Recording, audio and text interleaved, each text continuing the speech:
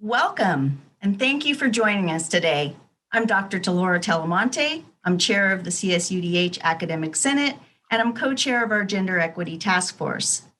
When women lead and the transformation of the CSU presidency is inspired by transformations in higher education and increasing numbers of women leading at the highest levels. In July 2018, for the first time in the system's 59-year history, the majority of presidents of the California State University were female. The following year, the Chronicle of Higher Education in June 2019, its cover story asked, "What happens when women run colleges?" with the subtitle, "Democratic, Inclusive, and Communal."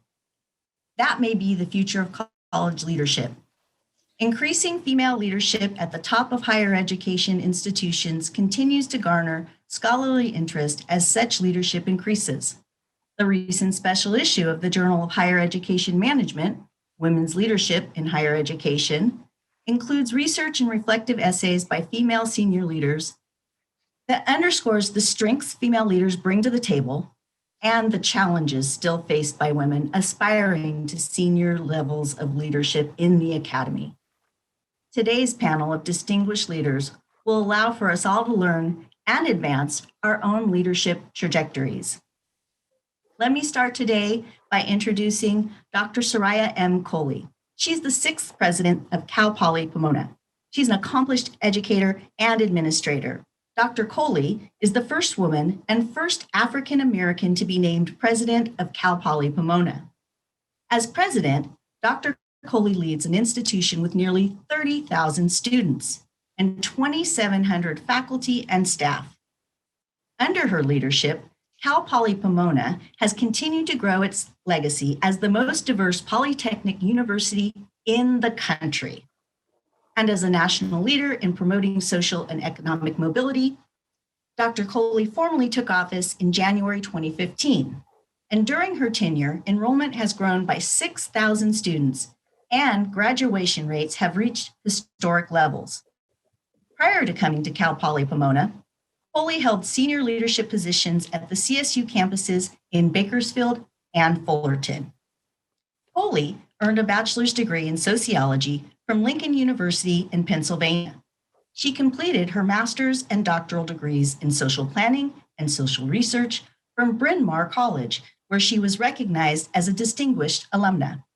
She is married to Ron Coley, who served 2 decades of active duty as a United States Marine Corps pilot, retiring at the rank of lieutenant colonel before building a distinguished career in public service and higher education administration. Next, it's my pleasure to introduce Dr. Jane Close Connolly. She's the first woman to be appointed permanent president of Long Beach State University and serves as its 7th president. Prior to assuming this role, she was the interim chancellor of the University of California at Riverside. She has held leadership positions at the University of California, Santa Barbara, Texas A&M University, and at the University of Nebraska, Lincoln. Dr. Connolly is the author, co-author, or editor of over 130 books, articles, and book chapters. Her latest book, Positive Psychology and Family Therapy, was co-authored with her husband, Dr. Coley W. Connolly. She serves on numerous journal editorial and community service boards. She has received research, teaching, and service honors during her career. Both the American Psychological Association and the Association of Psychological Science honored Dr. Connolly with fellow status. Her research and development efforts in school safety, teacher quality, and student achievement have been supported by over $50 million in external federal, state, and private funds. It is now my pleasure to introduce Dr. Ellen Jun. She is the 11th president of California State University Stanislaus, otherwise known as Stanislaus State University.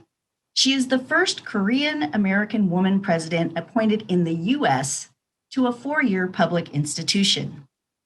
As president of Stanislaus State, she has established a strong reputation for displaying a focus for implementing new and innovative programs for student success, especially for non-traditional students, supporting a number of initiatives including Career Ready U, Design Your Life courses, Freshman Convocation, as well as building new state-of-the-art technology-enhanced active learning classrooms. Another key area of focus has been supporting and implementing institutional diversity, equity, inclusion, and social justice action plans. Dr. Jun has an extensive 35-year history with the CSU, having worked at 5 other CSU campuses prior to joining Stanislaus State. Many of you already know that she served as provost and vice president here at Cal State University, Dominguez Hills. And she has also served at San Jose State University, Fresno State, CSU Fullerton, CSU San Bernardino, and at Indiana University. President Jun earned her bachelor's degree in experimental and cognitive psychology from the University of Michigan, and a master's and PhD in cognitive and developmental psychology from Princeton University. She is widely published and has written numerous peer-reviewed research and journal articles on topics such as supporting the success of underserved students, the importance of university community engagement and strategies for supporting non-tenure track faculty, especially women and minorities, as well as promoting innovative teaching strategies. Academics is a family affair for Dr. Jun. Her husband is a retired physicist, and her son and his wife are faculty in the history department at Brandeis University. And if we could, we'd all give you a rousing welcome applause. Thank you for joining us today. This is a rare opportunity to learn from your leadership experience and talent.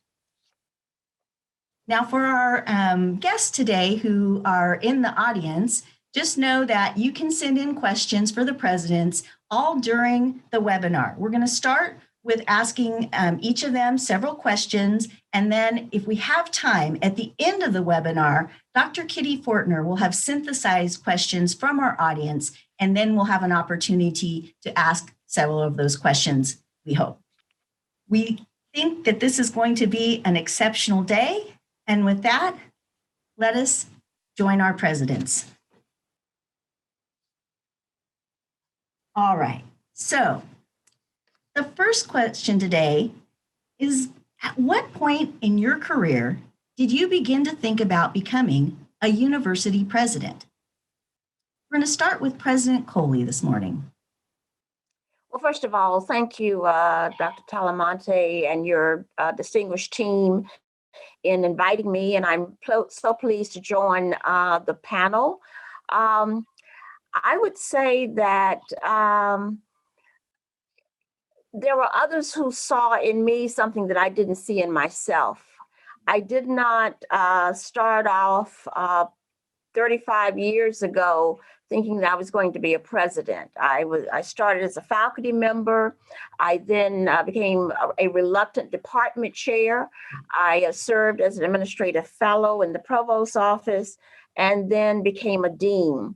But it was as a department chair that the then president said to me, because I've always been very active on the campus, said to me, you know, one day you're going to be a president, which I roundly dismissed.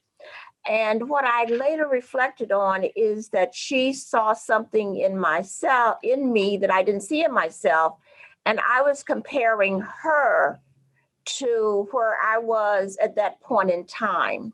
And so what it taught me is that it's important to have encouragers. My husband has been a strong encourager, and mentors, because they can fly ahead and see that kind of pathway. So it was an evolving thought for me. And then I always had opportunities to lead. And so it was the encouragement of people I reported to. And then finally, I started getting calls from search firms. And that allowed me to, let me think about that. I always felt that the focus on the next role was a distraction from me doing the work that I was doing at that point in time. And so I think it has always been an evolving kind of my evolving in seeing myself in that in the position. I really appreciate the way you expressed it was what others saw in you that you didn't see yet in yourself. Mm-hmm. Helped you to begin to see it. I think that's a really helpful message for leaders out there, and especially for our female leaders who may not be looking at presidencies yet, but someone else may see that in them. So thank you for starting us off. President Connolly. Well, I think that was a really important message to me also, what I just heard Surya say, because that reminds me that I should be pointing leadership qualities out in those with whom I work. So I want to remember that as a mentor. So thanks, Surya. So I actually didn't see myself as the president until, quite by surprise, I was asked to be the interim chancellor at UC Riverside. And this was in about 2012, late 2012. Tim White had just accepted the chancellorship of the CSU, so he was leaving UC Riverside.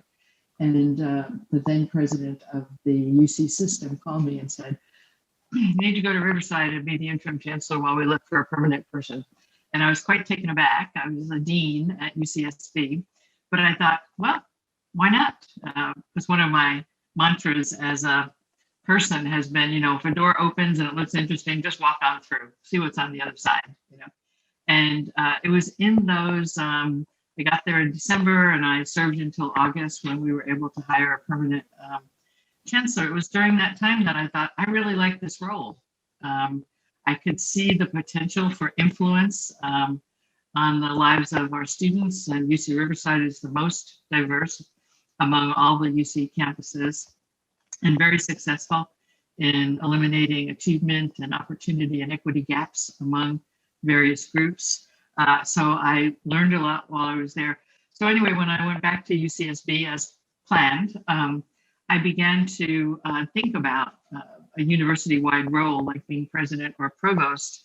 And then a call from a search firm came through that let me know that the president of CSU Long Beach had just left, and they were searching for a new president. And I was fascinated. I didn't know anything much about Long Beach, but I was fascinated by the demographics, certainly, of it, and the kind of history. I didn't know I would be the first woman. That caught me by surprise. But I'd been the first woman or the only woman in my role as deans at 3 different universities. When I was a department chair, the hardest job I ever had, really, there were 2 women who were department chairs at the University of Nebraska-Lincoln out of 100 departments. So that should have been a hint to me that I was often going to be on my own or almost on my own. But I think it served me well. So I came pretty late to the idea that I wanted to be a president. And fortunately, pretty soon after I decided, I was offered the chance to go to Long Beach. So a great thing and best decision of my life, my professional life, to be sure. I was struck by both President Coley and Connolly. You mentioned, being contacted by search firms, right? And that really means that your name is out there, right? That not only do others see that potential in you, but they are actively supporting, right, your ability to achieve that potential. And I also, was thinking about this last night when I was talking with my husband.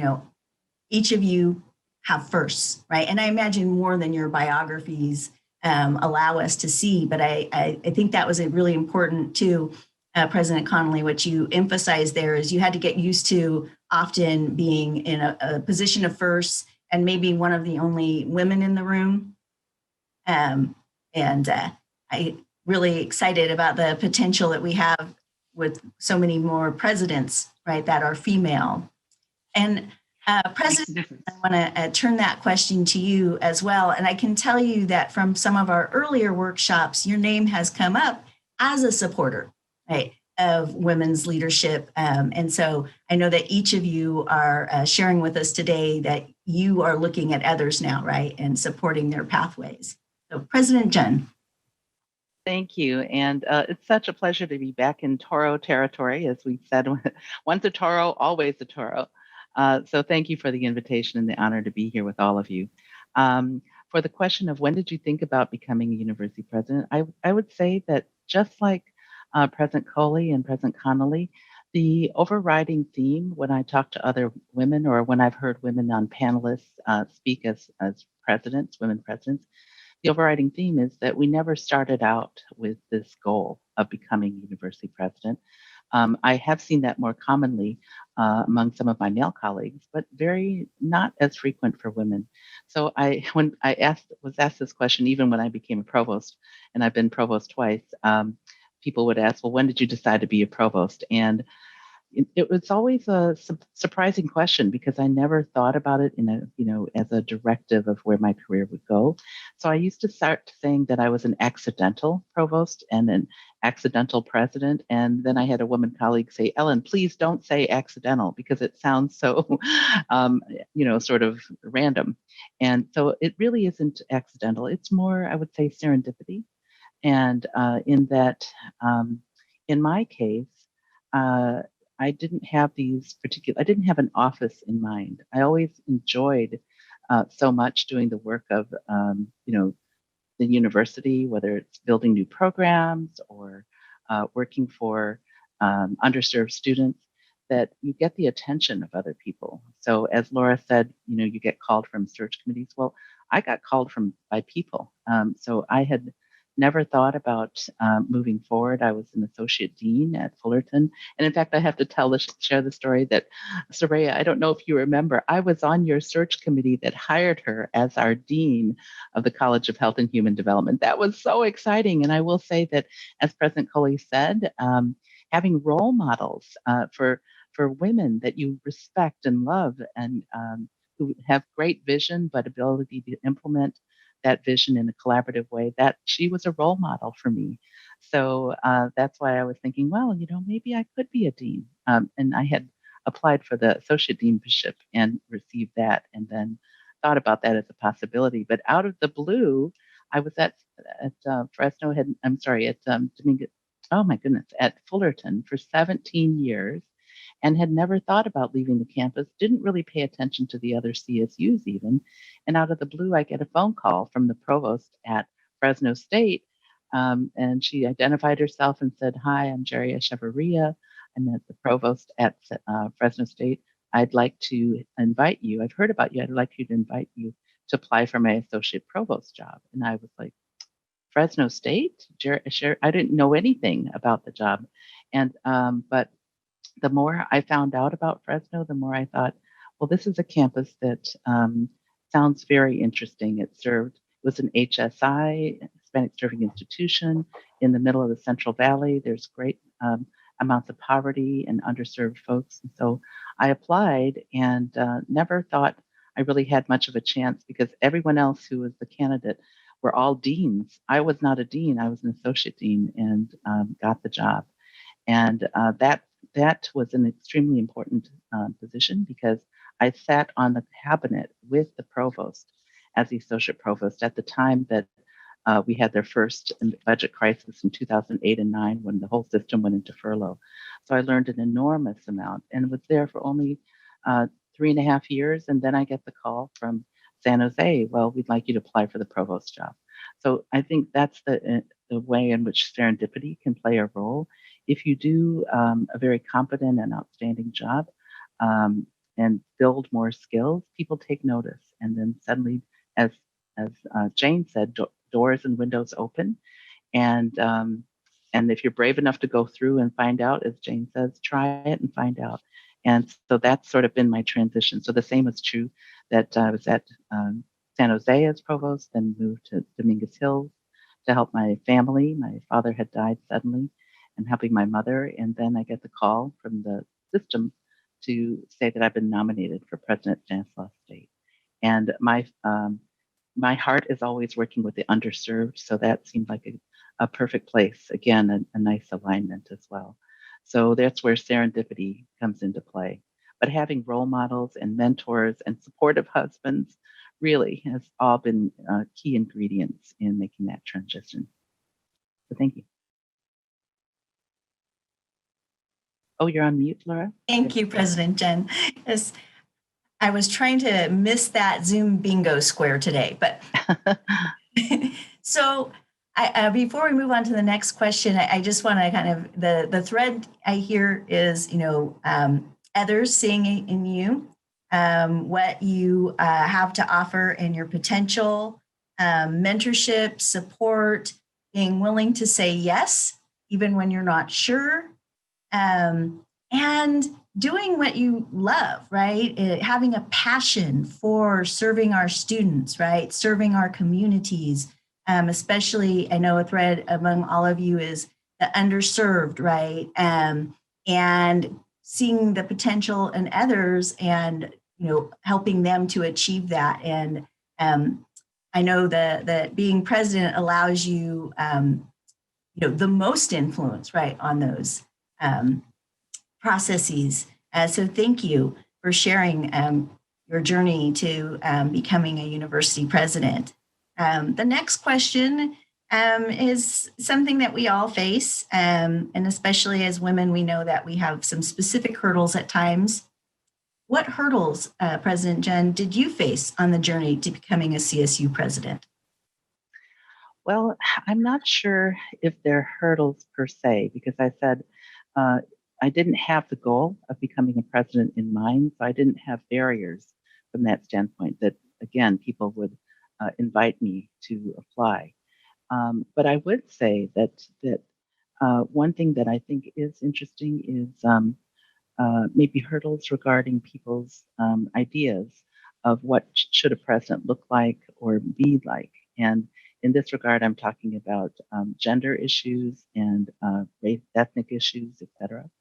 So the one thing that I have to say that was quite interesting to me is that when I became appointed as president at Stanislaus State, I was, of course, making plans for the investiture.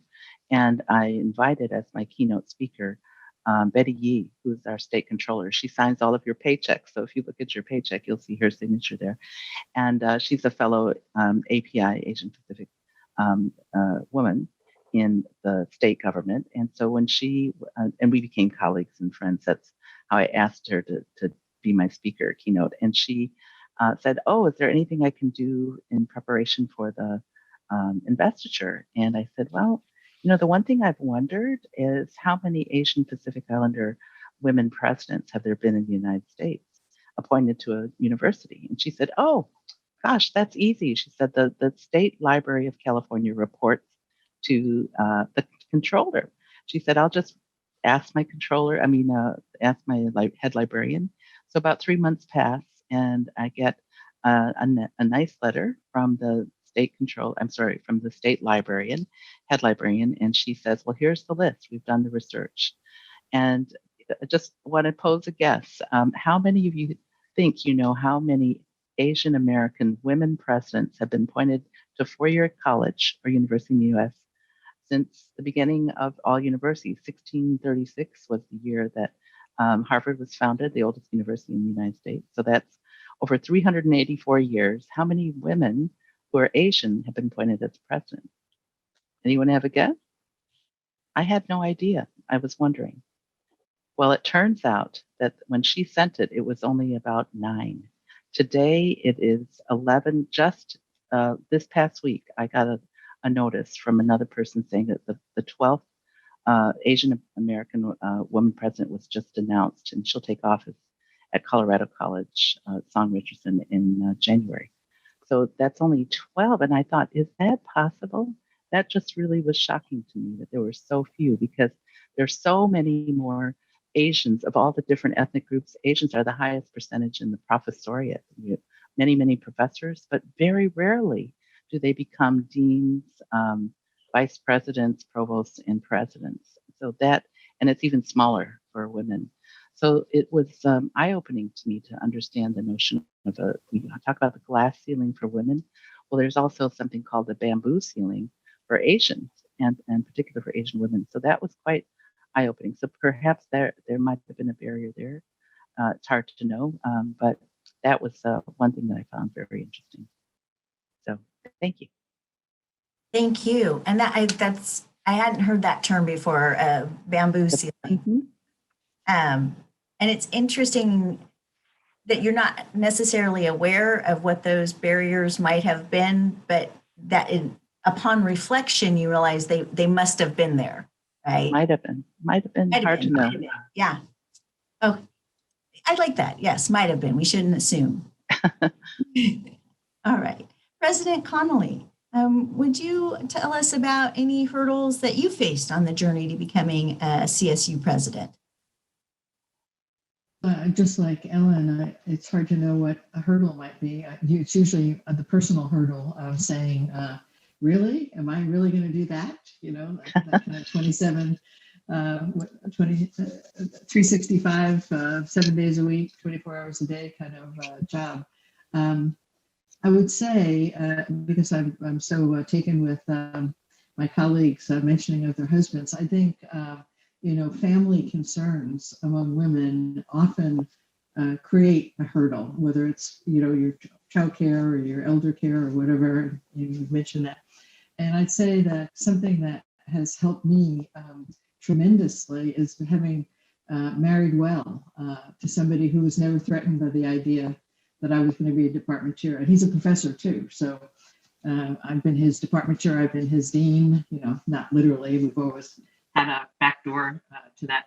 But over the years, when we've talked to friends, male friends who I like very much, they often said to me about my husband, Connolly, I would never have been able to do that. I wouldn't have been able to just drop my job and follow my wife to that job. So that really enabled me. And in many ways, I guess I took it for granted. We've been married 44 years, I guess I didn't realize how lucky I was. I'll say that I'm a psychologist. My deanship, which I think being a dean is actually a very good preparation for being a president in many ways, because you're responsible for a whole entity in the same way a president is. I was dean of education, both at Texas A&M and at UC Santa Barbara. And I would say that being a dean of education can be a hurdle in some settings, because deans of education are not seen as the research powerhouses or the big established fields. That if there's a kind of academic focus on your presidency, it doesn't have to be that way. Not every president has been an academic. There are other paths to be that. But I think that was that. I'm sure, just having lived in those environments, that when you say that your leadership is in education, that there's a certain devaluing of that from certain corners. I would say being dean of any discipline is tough to do, but when you're a dean of education, you're also dealing with the public schools and with the state bureaucracy, and it's hugely more complicated. I used to pine. I thought they didn't have anybody to deal with out there in the rest of the world. But so to get back to your question, I did not experience hurdles in that way, but it could be that part of my background is that until I went to graduate school, I went to all women's schools. So it's not in my mindset to see sexism. I certainly eventually experienced it. I mean, I discovered it in some of my places where I worked, but it's not in my kind of first look to imagine that, just because of the great majority of my education was by women with women. And I think that has really helped me have a certain, I don't know whether it's cluelessness, but in a positive way. People say things, and I think a lot of times if it's a sexist or demeaning thing, it just goes right by me, and I don't pick it up so much. So I do credit that women's education for a lot of my success in assuming leadership.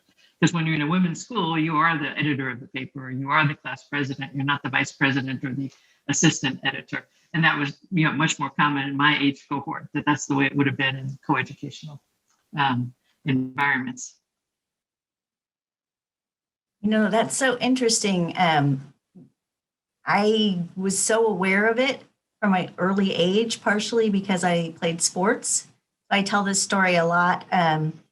I wanted to be picked because of my talent when we played kickball on the schoolyard playground, second grade. And I used to steal quarters from my father's box so I could pay one of the boys that always got to be a team captain to pick me first because I was tired of waiting behind all of the boys. You know, as a child, I also wanted to be the first female president of the United States because I was very aware. And so maybe that's why I became a historian, and you know, I study women's history and citizenship and feminism and proto-feminism. But it's always interesting to kind of hear how our environments really shape how we experience whether how we're sexed or raced or gendered. And I can tell you as a Latina, you know, there's other things I could add to that. But I would agree, like having a supportive husband, and for me, getting a higher education and marrying into a middle class white family. I know that the two afford me privileges, right? I know what I bring to the table, but I also know what marrying into a certain, but I have a wonderfully supportive husband, right? So I really identify with what each person has said about what that means, right, for your own trajectories. President Coley, thank you for your patience and waiting. What were some of the hurdles that, if any, that you faced along the way to the CSU presidency? Well, thank you for the question. It does give an opportunity to be reflective. And I would say, I will start off by saying I'm used to hurdles. I grew up in the deeply segregated South of North Carolina, where there was always visible and invisible signs that you did not matter. In graduate school, there was always a surprise that I had attended a historically Black University of Lincoln that prepared me for the advanced work. And so hurdles just came with my existence, my being. But I think what countered that was the undergirding of certainly a very strong family support, as well as the high expectations of those teachers in those segregated schools and in my community, who instilled an awareness within me that I do not stand alone, but that I stand on the shoulders of all of those who have sacrificed, who've died, who've gone before me. And that as they would tell me, I am prayed up in terms of the support of that community. And so I think there are also the hurdles that are associated with cognitive dissonance, because that is, you know, juxtaposition of the expectations against, someone who doesn't look like me, who doesn't sound like me, who doesn't act like me. And so you deal with those types of hurdles, the biases, the surprises. But I also think about the hurdles of higher education culture. And I think that those hurdles within higher education create challenges for our students. It creates challenges for faculty and for staff. And so I think that you use those hurdles as a way to test against your collective and individual strengths. You use those hurdles as a way to celebrate success. And so I think that, I'm probably at a stage in my life where I can be more reflective. It certainly didn't feel good dealing with those hurdles, but there's a certain understanding that I then am responsible for trying to reduce and eliminate hurdles. And so it has been a sense of purpose around my personal and professional life. Thank you so much. I really appreciate that idea of being at a point in time in your life and your leadership to be reflective, right? And to use that as a power to address those inequities, right? Higher education. And I know that that is something that is not new to the struggle, right? For the underserved, for women, for minorities.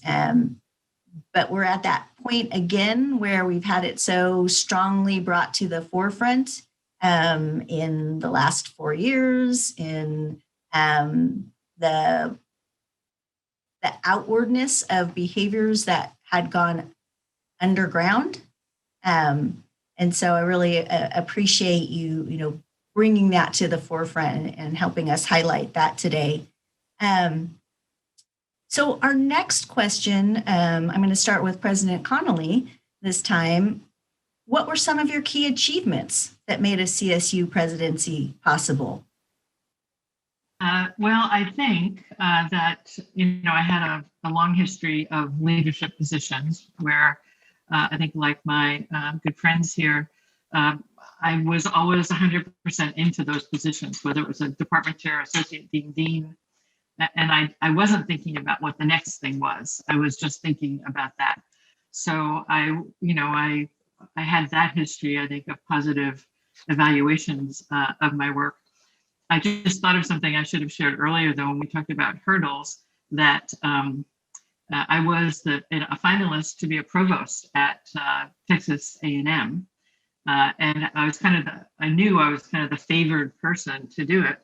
And then the hurdle that got in my way was a self-created hurdle where I spoke out very passionately against what I saw as bias against LGBTQ plus people. And in fact, I was dean, and I kind of wrote to my faculty saying, in our college, we are going to be looking out for people like that. Well, that was the end of my path to being provost, because anybody who knows about Texas A&M knows that the general context of it is quite conservative. And so I certainly ruffle the feathers of alums, especially, if not current students. But I think, but in any event, but that earned me credit in other circles. So I think other people knew about that and thought, well, I like that about her. So I think it was that. I think also, my path to being a president has a traditional flavor of having been a professor, doing a lot of research, doing a lot of writing, getting grants. I was doing those things. And I think, especially when many faculty and many other people in a university think about a president, they want somebody who's been really good at being a faculty member. Now, I would say that's not necessarily the best preparation to be president, because when you're president, nobody cares about whether or not you wrote an article. They care whether or not you can, talk effectively with your legislator, or figure out what to do when there's a water main break, who to call. But I think that pattern, that background I had of having been, a kind of award-winning professor and all the publications, I think that really eased my way into a presidency. And in fact, when I became president at CSU Long Beach, several people said, "We're so glad to have a researcher as president." This notion that I would understand the faculty experience, which in many ways is baked into the DNA of higher ed, is for faculty not to think administrators understand them. So I think I was advantaged by having had that background. And I think about that a lot. It's been on my mind during this whole COVID crisis of all the things our faculty had to do in terms of pivoting from primarily face-to-face, overwhelmingly face-to-face at CSU Long Beach, to teaching environment to a remote environment. So I think my empathy and sympathy for the real life experiences of faculty has served me well and has created good relationships between me and most of our faculty. Had the advantage too, I'll say quickly, that my husband is teaching in the psychology department at CSU Long Beach, and I watched him transform his classes into remote delivery, and that was really startling how much work that took to do a good job on that. So I think that was a good achievement of mine that made me more empathic. And the thing that I hear most is excellence. You brought excellence to all the work that you did as a faculty member and from there on up. But I can say, yes, as a faculty member and someone who has had the great fortune to serve on a search committee for president as academic senate chair, that absolutely for faculty, right, that does mean a lot to be able to identify with all of the aspects of our career trajectory, which is not just research and it's not just teaching in the classroom, it's also service and the balance of the three. And having that, I think that empathy and is, I can see how it would serve you very well. Thank you for highlighting that. Let me turn to President Jen now. Thank you, Laura. Some of the key achievements, I think, just similarly with Jane, President Connolly, is the idea of being a very hard worker and being able to show outcomes and achievements. So even as a faculty member, I can see some of the things in the chat. If you do a great job and go the extra mile, put your heart into it, then people start to take notice. And then, as Laura said, people will start to nominate you for different committees, and that gives you more additional skills and experiences. So I think for me, it was that I had a very enduring, sustained 30-year of progressive leadership, progressive meaning increasing over time.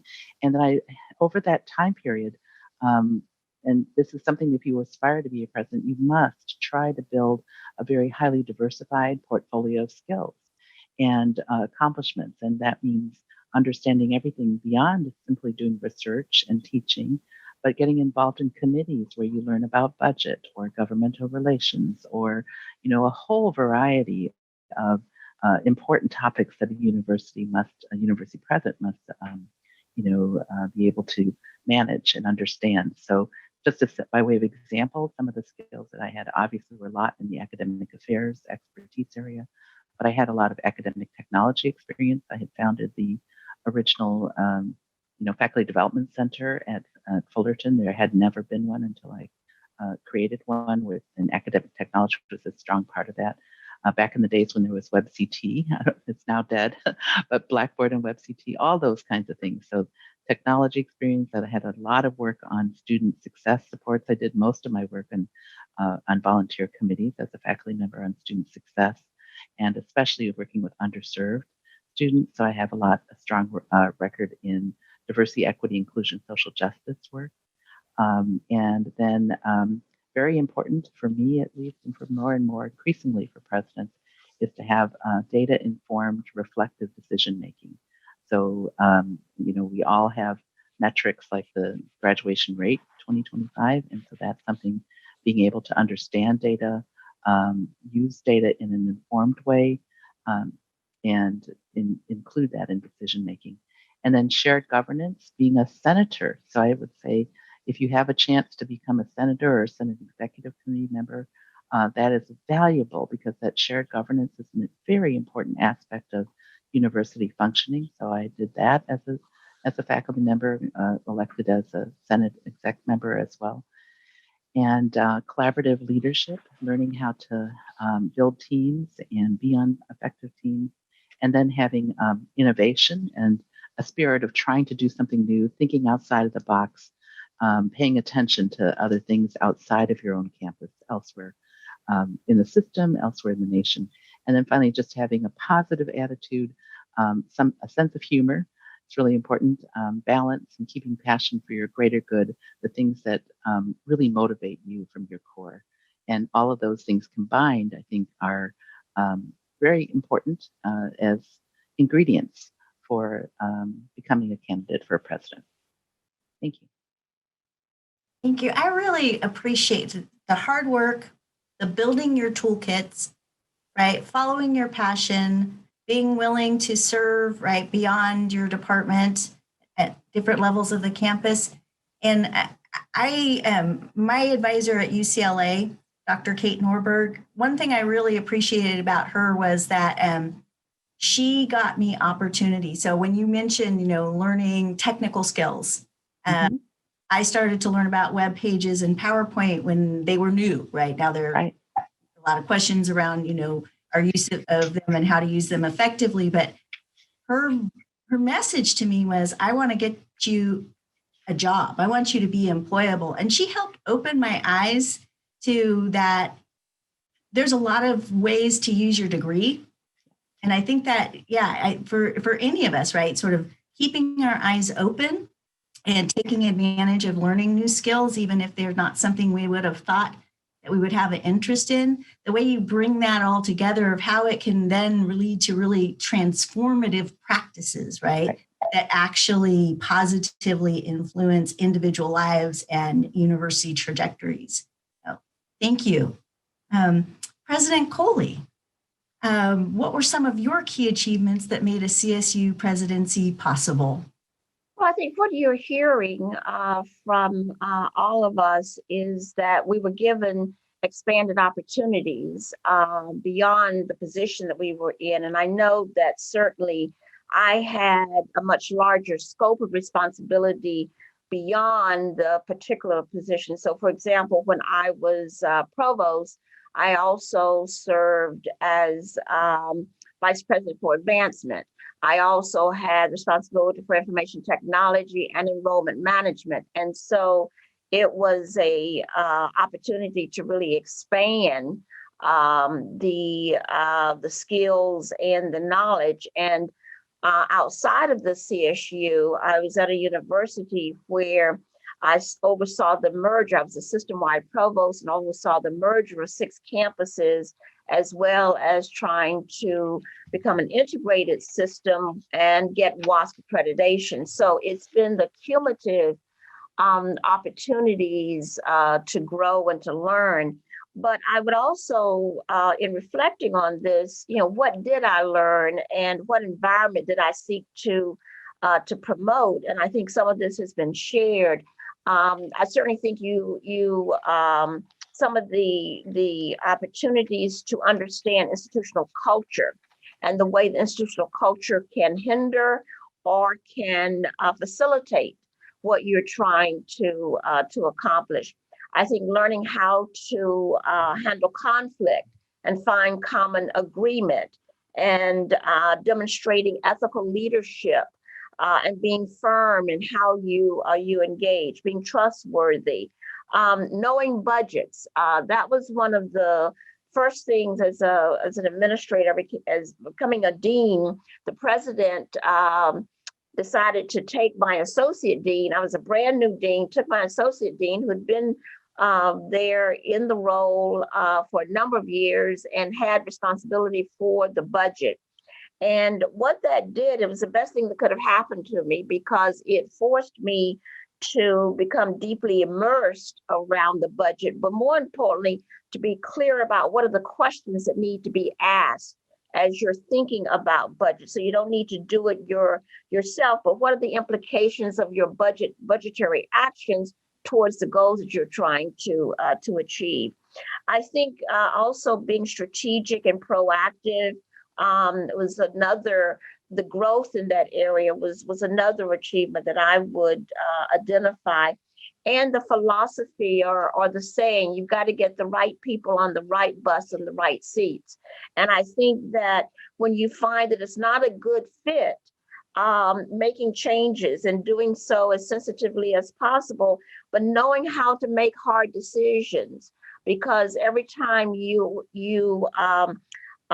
choose to ignore an issue, many times it doesn't go away and you sacrifice tough decisions because then it's all about you.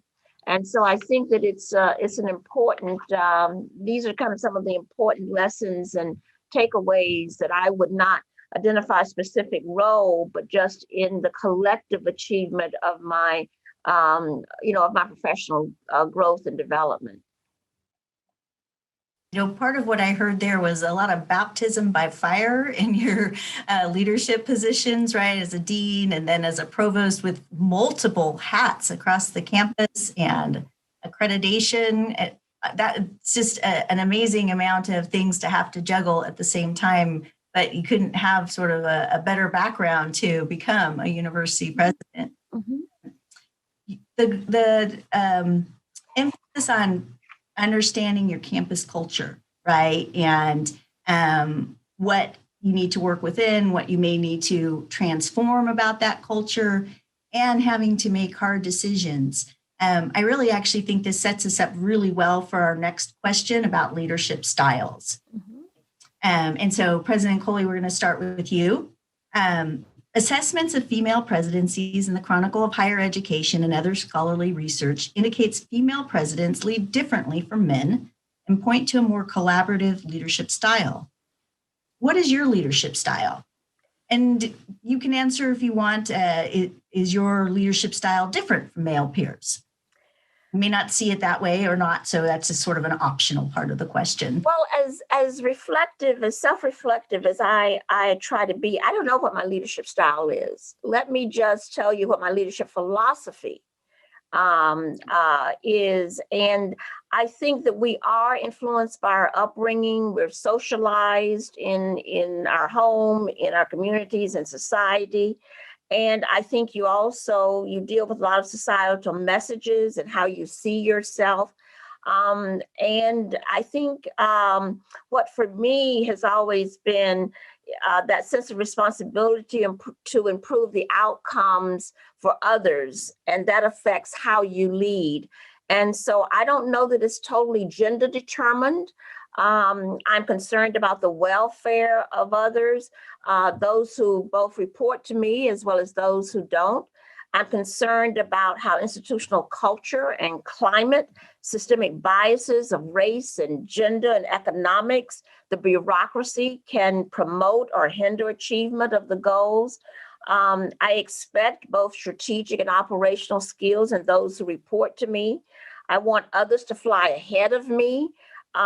We need to always be thinking ahead while being in the current situation. I promote collaboration, shared accountability, and problem solving. I expect people to perform. I give them the latitude to do that, but I am also going to ask questions. I'm going to be ascertaining whether or not we are on the same track. The question that I always pose to others is the institution better off because you are a part of it?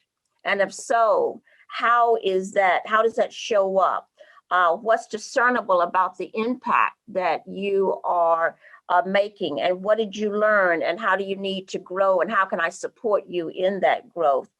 I don't think that, I think too often the way we think about services is a cookie cutter approach. Everybody gets the same thing. And if you don't need that, well, that's too tough because that's all we have to offer. I think it's important for us to think about connecting what people need with the way to best serve that. And so I'm not sure how you label that in terms of leadership style, but those are some of the elements that surface for me. But I do hear collaborative. Mm-hmm. I do hear an eye to inequities, systemic inequities. Mm-hmm. Right?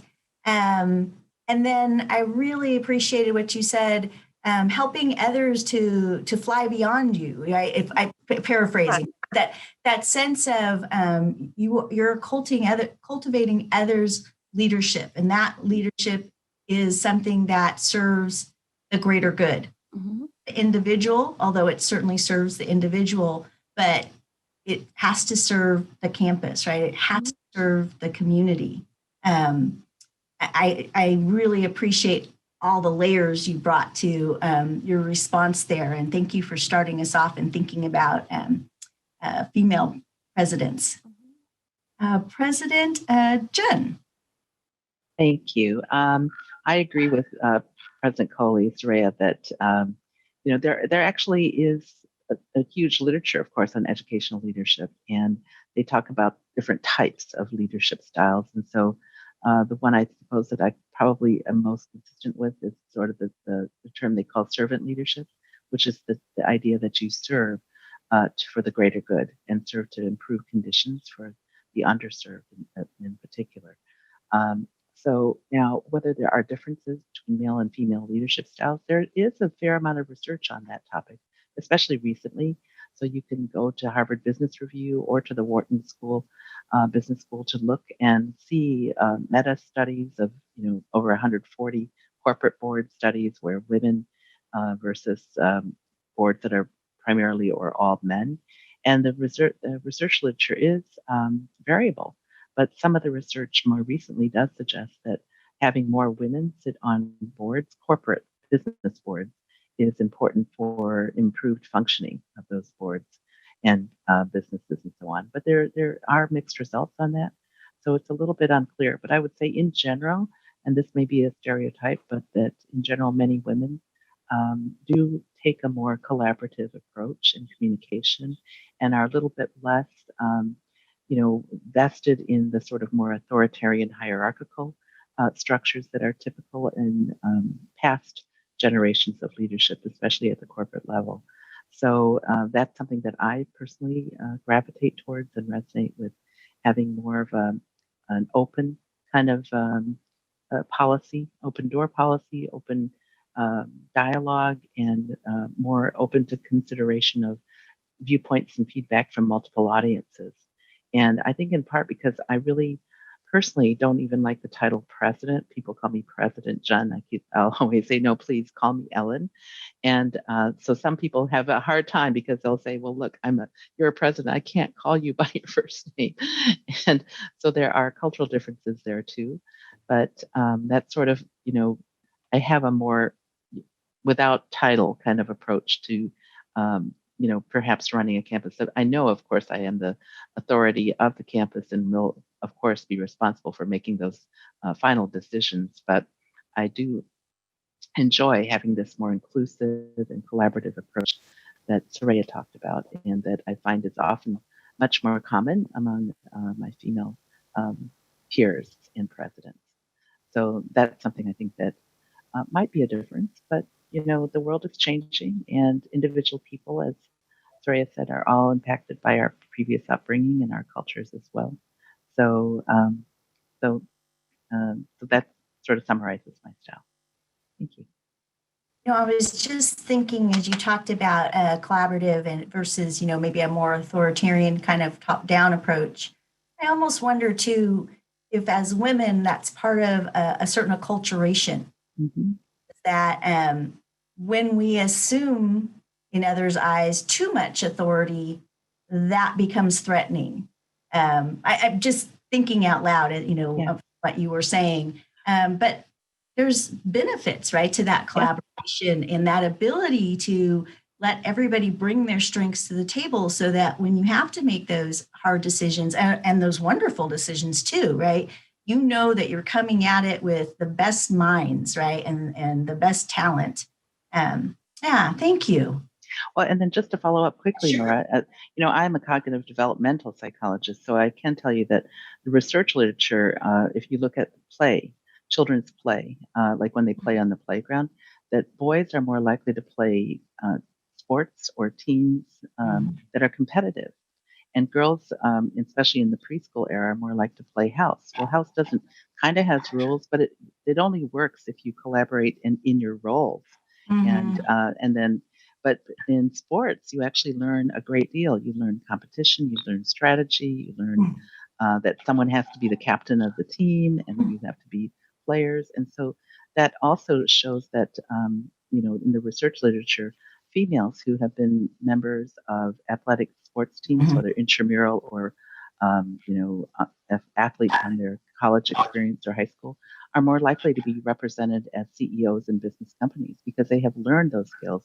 And when you lose, you don't lose your sense of self. That's just losing and winning is part of competition in games. And so it's the ability to bounce back and continue to understand the other rules of the game and strategies, et cetera. So there are, as I said, there are, you know, cultural and societal influences that have an impact on how we lead and how we think and practice. But Thank you good for point. contextualizing Sure. that so well. Thank you. And President Connolly, tell us about your leadership style. You're muted. Had to put that bingo piece there. So I appreciated Ellen's comments about the research. A lot of my leadership, the way I behave as a leader, has been influenced by something I was fascinated with as a young researcher, as how groups get along. What are the best, who are considered the best group leaders? You know, anybody who as a faculty member has to sit through endless committee meetings and endless faculty meetings and this and that can really appreciate people who know how to run a meeting. And so I was both motivated by just the interest in what makes a good group leader. And when I first became department chair, I think that was my early claim to fame. All the meetings became better because I actually understood how to encourage people, how to stop people who were talking too much, you know, how to set an agenda and so on and so forth. So the leadership literature, I mean, that's huge. But I was influenced by this notion that there's a contextual quality. The best leaders, we usually divide people, are they high person oriented, high maintenance is actually the term. You want to maintain your group, you want to encourage your group, or they're highly task oriented. Of course, the finding is that that's situational. So if the house is on fire, you're going to be task oriented. Everybody get out of here. You're not going to have a meeting to figure out what to do, right? But if the issue is more complex and nuanced and layered, and you have to get a lot of buy-in, well, then that kind of collaboration and seeking a lot of input is absolutely valuable, because you need that if you're going to move forward. So that kind of situational stuff was very influential in the way I lead. Also, I studied a lot in ecological psychology, where the notion is, what's the effect of your context, of your environment, of your neighborhood? And I mean, I learned a lot of things from that in terms of systems change and, you know, the levers associated with that. But there was a little bumper sticker idea where somebody must have written, learn how to grow where you're planted. And that gave me the notion that as a leader, my top priority should always be to create environments where people can flourish. And of course, that's very broad, and people flourish in different ways. But I should create environments where people have the best chance to be their best self.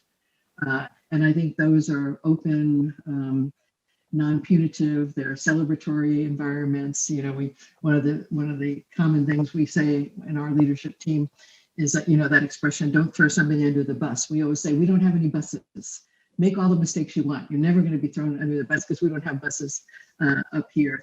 And I guess also my work in positive psychology gave me an understanding about, you know, my own world, my own mental health is improved by being grateful, by noticing the positive things about others, by savoring certain things. But that also applied to your team and your group is very important in terms of building that environment where people can be their best selves and their best leaders. And I guess the last thing I'd say is I spent some of my time as teaching psychotherapy, so I can really listen. And I think if any leader would cultivate one skill that is often lacking, is the skill to listen. People often engage in serial monologues. They don't really listen to what was just said. So at least in my development, being a good listener was, I think, is a big part of my leadership style.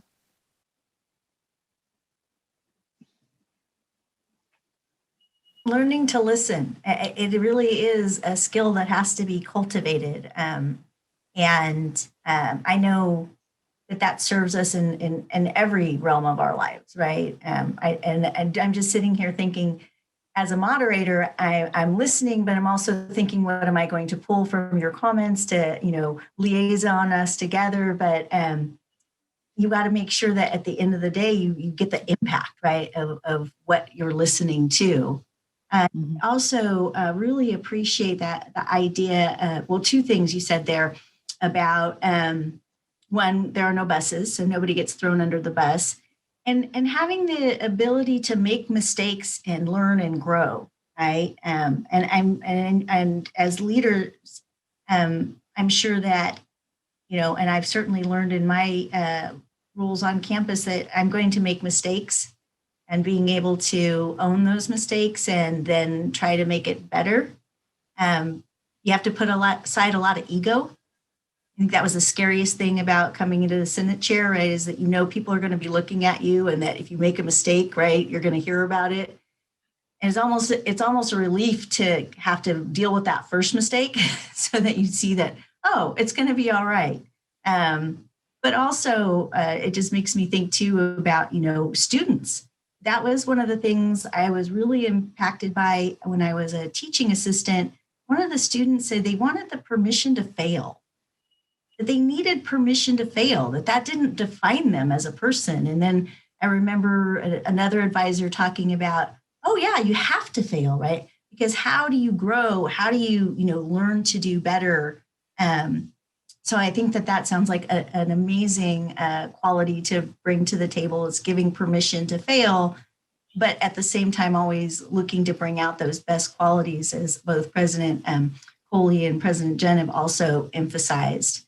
All right. Yes, please, go ahead. Winston Churchill, I think, said something like, success is stumbling from one failure to another with no loss of enthusiasm.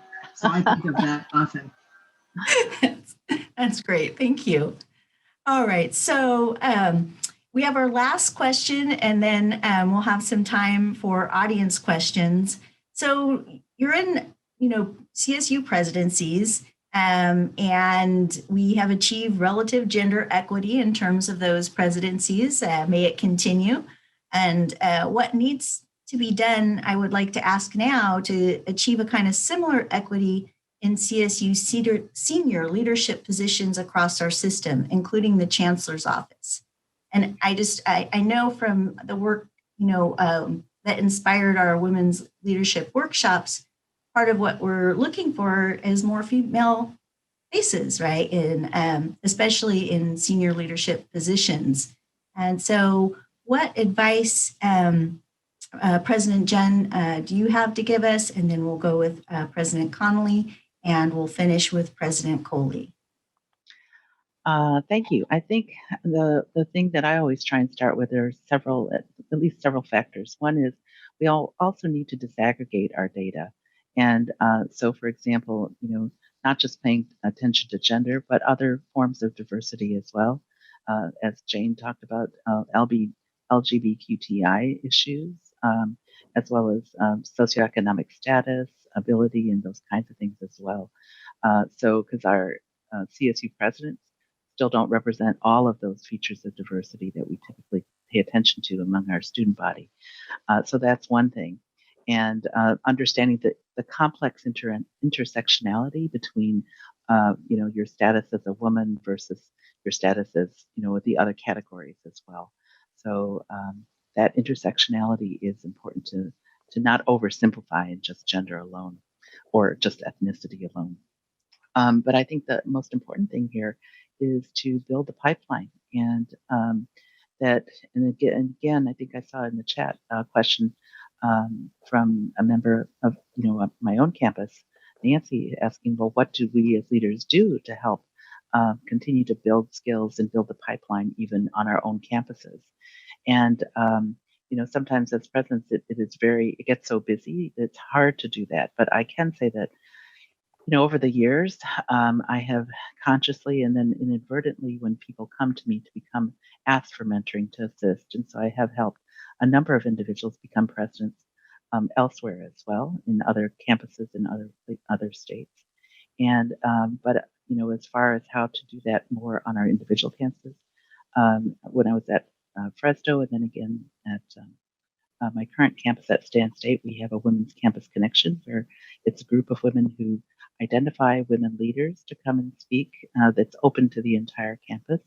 But I will say that, the other thing that I've been wanting to do is to have professional leadership program, not just for faculty, but including staff, professional development and improving skill sets so people can move up on the ranks, whether they're a staff member or whatnot. So I was able to do that at San Jose. I'm going to try and do the same model of that similar model on my own campus this spring. So Nancy, you'll see me talk about this in the new year.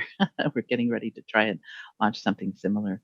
But forums like this, I commend you, Laura, and President Parham for making this a priority and running this particular forum, right? And with your experience that you talk about in having to establish this. So keeping an eye out, obviously, and trying to mentor, and which is very time consuming, but it can be very important as a determiner for other women's success or any future leader's success. So thank you. Thank you very much, President Jen, and I really appreciate your kind words. It really has been a grassroots effort on our campus, supported from above and below. And it's been an exciting year for us to get these workshops going. But I appreciate the different layers you laid out there, right, of innovative ways that you can address, bringing up diverse leadership, gender equity only being one of those issues. I just want to say that we've been thinking about that too in some of our readings, right? We're looking at intersectionality. But current news makes me really happy today to welcome you all, not just as presidents, but as doctors. And that, we still have a ways to go in terms of how we are recognized and respected. So I really appreciate the efforts that you have initiated and continue to initiate on your campus and in the system and in your connections across the United States. Thank you. President Connolly.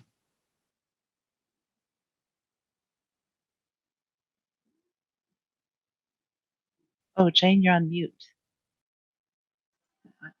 And those are my best words. You just missed my best words now. But I think in order to keep diversifying all the levels, and this is very much on my mind, I think we have to be very purposeful. And we've certainly faced at Long Beach State a problem in lack of diversity among our faculty members.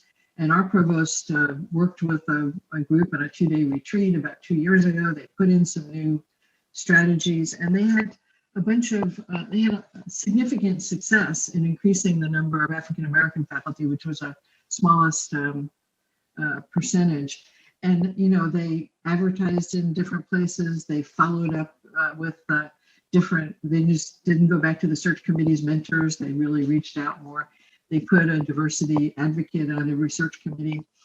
And, I admired our faculty really accepted those changes. And so if you can keep this in mind, between 2009 and 2019, we went from 100 Black faculty to 131. Last year, we hired an additional 30. So it was an amazing change just by being purposeful. And because there's a lot of good people out there, and if you don't really look hard, you'll find somebody good, but you'll probably find a person who looks like you because they're in your circle of friends or they're in your mentor circle of friends. So I think I think both the leadership from the top, in our case, me and the provost, but then also really working with your staffs, your faculty, to be accepting of these things, because I was blown away by how great the Long Beach faculty were in accepting that this was an issue and they couldn't just keep doing the same things. And when you start to try to diversify along ethnic lines, especially, people will come up with all sorts of arguments against it. And obviously we have some state laws that make it a little problematic. But so that would be my. You have to first identify it as a problem, get some investment that this is actually bad for the organization. We're limiting our effectiveness, we're limiting our excellence by not being diverse, and then come up with a plan and be courageous in insisting that the plan is followed. And so I have hopes for my own team, my own campus, but I have work to do on my own team. And I really appreciate what Ellen said, because my leadership team is highly diverse along all those dimensions, although not as highly ethnically diverse. And of course, that's what people notice, especially in today's world, and very appropriately so. We need to be thinking about that. But I think if we don't have we can't have a target exactly, but if we don't have a value and we don't get investment in it, and we give up some of our old ways of being, we'll never be successful. I love it. It's intentionality, courageous conversations, action, and follow through and assessment. And I think it's very smart the way you've talked about, right? We have to identify where are the needs of our organization, of our campus. President Coley. I would, the only thing that I would add, and I really appreciated the comments that Jane made, really emphasizing a proactive commitment and intentionality. I would add also that it's important to invest in and focus on professional development. I do often through the years, I will have project-based experience for faculty or also for staff. And so that allows me to, it's something that we need, but it also allows me to engage the individual and to be a little bit more intrusive, if you will, in terms of advising and giving feedback and so forth. I also at Cal Poly Pomona, we have changed our entire human resources division. It is now called Employee and Organizational Development and Advancement. And there is a section within that is very much engaged around professional development and training, not only of management, but also of staff, of providing so that people can begin to see that, oftentimes they'll wonder, well, why did you bring in someone who had A, B, and C? Because I've been here for 10 years. Well, one of the things that oftentimes has happened is we've not invested in their growth over those years. And we're at a place where we need X at this point in time. So how do we balance that and give people opportunities to grow in various ways? I'm certainly very appreciative of these kinds of activities. I think also being able to provide supportive assessment and evaluation of individuals. I think that evaluations have become just commonplace, and it's really not giving good constructive feedback, and I think that we have to change that. And I think that it's across the whole gamut. Feedback does not mean that we're not looking for perfection. We're looking for growth. We're looking for opportunities for you to improve. But I don't think those of us who oftentimes are giving feedback do a service for individuals, because we we may not be as frank, but we also may not be able to see a path that we can lay out for individuals to say, you really need to do more of this and less of that. So I think an emphasis on employee development, and I'm saying this is not just for those in management, but for faculty and for staff across the whole gamut. And again, I certainly concur with what Jane and Ellen have said. Thank you so much, President Coley, for ending with a focus on staff. I think that everybody here today who is a staff member is probably applauding very loudly because everything you said is just right on target, and it's another form of intentionality, right? And that they shouldn't be pro forma evaluations. Staff are looking for their opportunities for advancement, right? And we do want to cultivate the talent that we have. I don't want to take up any more time, so we can have a few minutes for question and answer. Just know that President Jen has to leave us a few minutes early because she has a town hall on her campus, and we really appreciate that she can be with us here right up to the moment she has to leave. I'm turning it over to Dr. Kitty Fortner now, who runs her own leadership workshops as well as is part of the organizing of our women's leadership workshops. Now she stepped up and said, "How can I help?" So please take it away, Dr. Fortner. Thank you so much. I appreciate everything that I've heard today has been really, really fantastic. And in the question and answer section, there's been lots of accolades and appreciation. So I just really want you to know that everybody really appreciates. And what I've done is compose maybe 2 questions that we have time for. So the first one has to do with the work of decision making. And it's around the idea of how do you keep balance, or how do you maintain balance when your gut is telling you one thing and the people around you are telling you something else. As women, we feel that tug back and forth, we're working with our hearts. So they want to know how do you maintain that balance, and how do you know the direction to move in? And anyone can go first. I don't have you can just start talking. Well, I'll jump in just because I'm a New Yorker and I, talk fast. That it's very interesting that you phrased it that way. I mentioned earlier about being a listener. I very specifically listen when we have one of those kinds of decisions where, multiple answers are possible. I like to listen to everybody.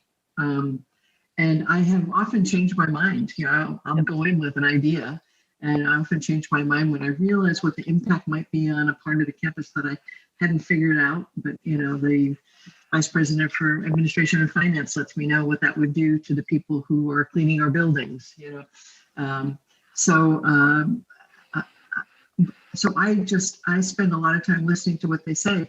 But then there's a moment where I think I have a valuable perspective as well.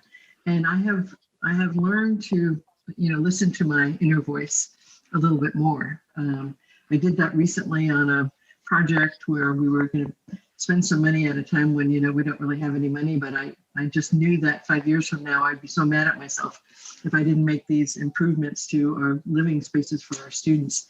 So to me, it's really listen, don't go in with a hard and fast agenda, but then, trust your gut. I'll follow up with Jane. I agree with her completely, totally. That I do try and listen to my intuition, but as she said, sometimes intuition is not fully informed until you have all the data. So listening very carefully and seeking out divergent viewpoints, and that's in the research literature, that's very important to have different people with different perspectives from different areas also give you input. And I'm always asking other people for more of their data, their insights, and then collectively having all of that information massaged with a group who represents that different group, including my cabinet as well. And I think the other key factor is when you make a decision, besides having that collective wisdom and data and different divergent viewpoints, you have to give the rationale and the thought process, because then people understand why you made a decision that may be surprising to some or unsettling to others. If you engage them in the process and talk about it and then put it in writing to the extent possible, so that people sometimes need more time to read it, put it away, look at it again. And so that's been a strategy that I have utilized, and I think that has helped, especially when you're making tough decisions, is to show that you're doing broad consultation, actually seeking out data, and then explaining the thought process and the rationale and the reasons for it. Thank you. I appreciate that. I wholeheartedly agree with what has been said, and I think that the only thing that I would add is that you need to have a variety of inputs, and I will then spend the time alone to ask, what is the impact? How will this affect? Who's going to be affected? In what way? And how does it, what are going to be the trade-offs? And so I think it is important to bring folks together, get divergent viewpoints. And as I remember one of my mentors sharing, you do the right thing for the right reason. So are you making that decision because of fear? Or are you making that decision because it really is the right thing to do for the right reason? And then to make sure that you are okay with it. But I expect people to challenge me. I will sometimes jokingly say to people, if you're just depending on me, then we're in trouble, because I want the best possible insights and you're going to cut it a different way than I will cut it. And so I think expecting to be challenged, a lot of times people don't feel comfortable, but if you're not challenging something that I'm saying or not responding to the questions, then, we don't need silent administrators, a silent faculty, and faculty are rarely silent, and we don't need silent staff. We need to have that understanding. Mhm. So, for ahead. Kitty and Laura, I think this is probably my time where I need to sign Yes. off. And so, but please continue with your questioning. But it was wonderful. Thank you so much for the honor of being here. Virtual hugs to everyone who has attended and taken time out. It has meant a lot. And my two fellow beloved presidents, it's been an honor to share this platform with you. So we'll see you on Friday. Yes. Okay. Thank you. Thank you so much, President so Jen. much. Thank you so much, President John. I only am going to ask this last question and give 1 minute for each of you, and then back over to Laura. And it's a quick question, and it was kind of encompassed in much of what many people ask.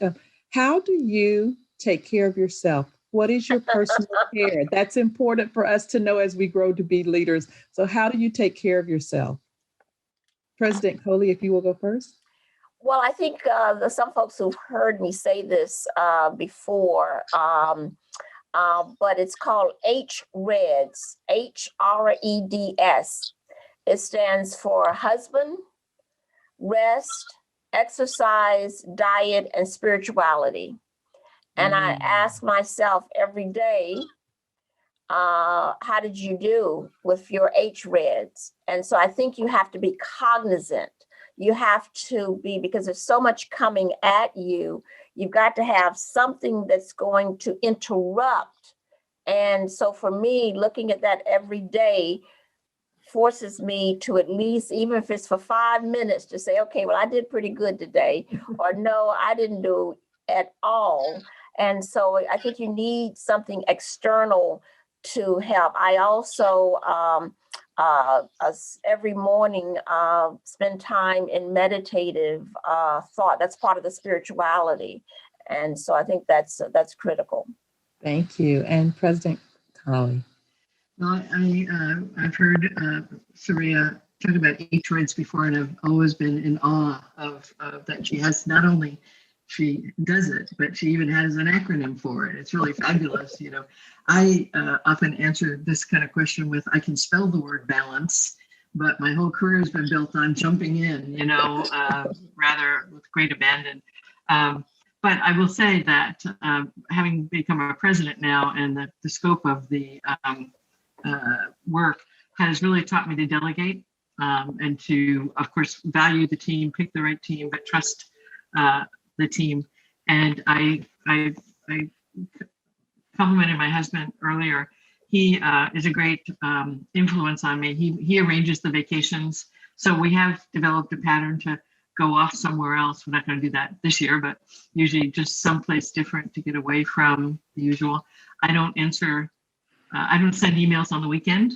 And I wake up early and I read and I really think about what the day's going to be, so I don't feel like it rushes at me. So I do a few things. I've gotten better over the years, but I've been at this a long time. And I still can spell balance. So Thank you, Laura. You can go ahead and end now. Thank you so much, President Coley and President Connolly. I can't say enough praise for your leadership and for your insights today and for your generosity of time. Know that all of us are going to have some really great takeaways today and something inspirational to help us in the semester of, probably one of the toughest years most of us have experienced in so many ways.